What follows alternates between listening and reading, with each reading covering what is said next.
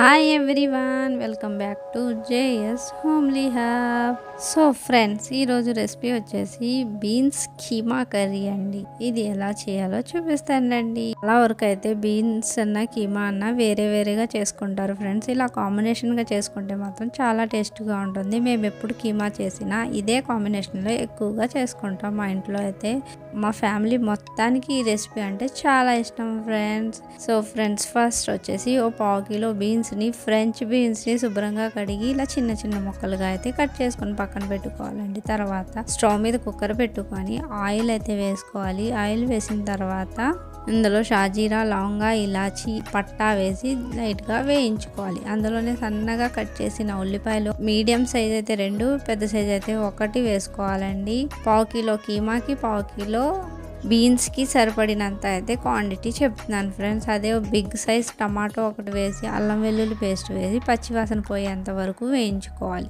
అది వేగిన తర్వాత దాంట్లో ఉప్పు, కారం, జీరా పౌడర్, ధనియా పౌడర్, పసుపు వేసుకోవాలి ఫ్రెండ్స్. వేసుకొని ఇలా లైట్గా వాటర్ వేసుకొని ఇలా దాని పచ్చివాసన పోయేంత వరకు బాగా చిన్న ఫ్లేమ్లో వేయించుకోవాలండి. వేయించుకున్న తర్వాత ఇలా శుభ్రంగా కడిగిన కీమా వేసుకొని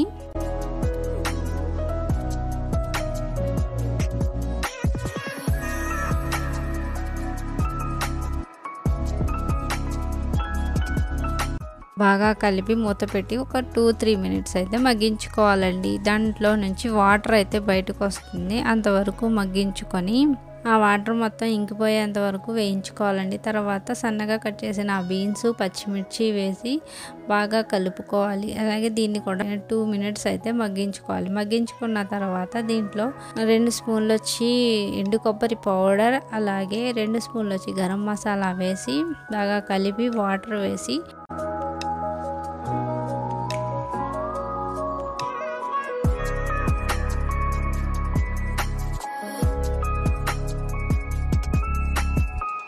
ఒకటి లేదా 2 విజిల్స్ అయితే రానివ్వాలి ఫ్రెండ్స్. వచ్చిన తర్వాత ఇంకా మూత తీసి ఒకసారి చెక్ చేసుకోవాలండి. వాటర్ అంతా ఇంకిపోయేంత వరకు మళ్ళీ హై ఫ్లేమ్ మీద పెట్టి కొత్తిమీర చల్లుకొని కర్రీ అయితే ఉడికించుకోవాలండి. తర్వాత నేను దాని పక్కనే ఇంకో తోటకూర ఫ్రై అయితే చేశాను ఫ్రెండ్స్. ఇంకా ఈ రెసిపీ అయితే అయిపోయిందండి. అంతేనండి, టేస్టీ బీన్స్ కీమా కర్రీ అయితే రెడీ ఫ్రెండ్స్. ఇలా ఒక్కసారి చేయండి, మీ ఫ్యామిలీ మొత్తం కూడా ఇష్టంగా తింటారు. ఇదైతే చపాతీలోకి చాలా బాగుంటుంది ఫ్రెండ్స్. ఆ టైంలో నాకు చపాతీ చేయడానికి అయితే వీలు అవ్వలేదు.